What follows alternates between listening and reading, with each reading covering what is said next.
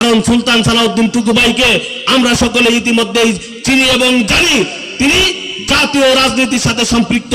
তিনি দেশনেত্রী বেগম খালেদা জিয়া এবং দেশনায়ক তারেক রহমানের সাথে অত্যন্ত ঘনিষ্ঠ সম্পর্ক তার রয়েছে।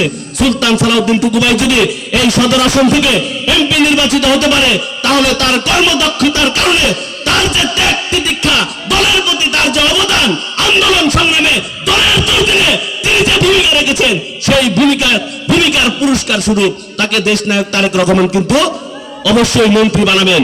আমরা মনে করি টাঙ্গাইল সদরবাসীর জন্য আমাদের শুধু এমপি হলে চলবে না, আমাদের একজন মন্ত্রী প্রয়োজন, যে টাঙ্গাইল সদরের যে অসমাপ্ত কাজ রয়েছে সেই অসমাপ্ত কাজগুলো সমাপ্ত করতে পারবে।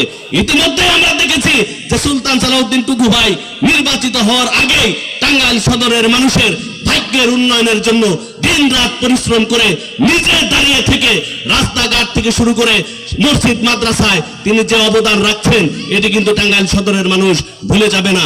আমি অনুরোধ জানাবো আজকের এই প্রোগ্রাম থেকে যারা উপস্থিত হয়েছেন সকলেই সুলতান সালাউদ্দিন টুকু ভাইকে আগামী 12 তারিখে ধানের শীষ প্রতীকে ভোট দিয়ে তাকে জয়যুক্ত করবেন।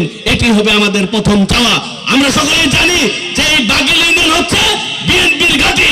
বাগিল ইউনিয়নের মানুষ কখনো বিএনপির বাইরে কখনো কিন্তু যায়নি। স্বাধীনতার পর থেকে এখানে বিএনপির যত প্রার্থী ছিল সকলে এই বাগিল ইউনিয়নে প্রথম হয়েছে। আমরা মনে করব স্বাধীনতার পরে সবচাইতে যোগ্য প্রার্থী পেয়েছি আমরা সদর আসনে সুলতান সালাউদ্দিন টুকু ভাইকে। আমরা বাগিল ইউনিয়ন 12টি ইউনিয়নের মধ্যে সবচাইতে বেশি ভোট দিয়ে সুলতান সালাউদ্দিন টুকু ভাইকে আপনারা জয়যুক্ত করবেন, এটি আমরা সদর উপজেলার পক্ষ থেকে চাই। আর বিশেষ করে যারা মা বোনেরা এখানে উপস্থিত হয়েছেন, আমরা কিন্তু মা বোনদের কোনো আনন্দ বিনোদন দিতে পারি না। আজকের এই বেহুলা লক্ষিন্দার গানের মধ্য দিয়ে মা বোনদের যে আনন্দ বিনোদন দেওয়ার ব্যবস্থা করেছে যে আয়োজক কমিটি, তাদেরকে আমি ব্যক্তিগত পক্ষ থেকে ধন্যবাদ জানাই। সুলতান সালাউদ্দিন টুকু ভাইয়ের পক্ষ থেকে ধন্যবাদ জানাই।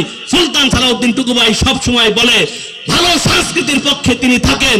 ভালো সংস্কৃতির নগরী হিসেবে টাঙ্গাইলকে গড়ে তোলার জন্য তিনিই কিন্তু প্রথম টাঙ্গাইলে সাংস্কৃতিক অনুষ্ঠানের প্রবর্তন শুরু করেছেন। টাঙ্গাইল সন্ত্রাসের নগরী ছিল, সেই জায়গা থেকে তিনি শিক্ষার নগরী, সংস্কৃতির নগরীতে পরিণত করেছেন। এরকম একজন ভালো নেতাকে, কর্মী বান্ধব নেতাকে, যোগ্য নেতাকে আগামী দিনে আমরা টাঙ্গাইল সদরে ভোট দিয়ে নির্বাচিত করব, এই আশাবাদ ব্যক্ত করে সকলের সুস্বাস্থ্য এবং দীর্ঘায়ু কামনা করে আমি আমার বক্তব্য শেষ করছি। খোদা হাফেজ। বাংলাদেশ জিন্দাবাদ। ধন্যবাদ সবাইকে। আসসালামু আলাইকুম।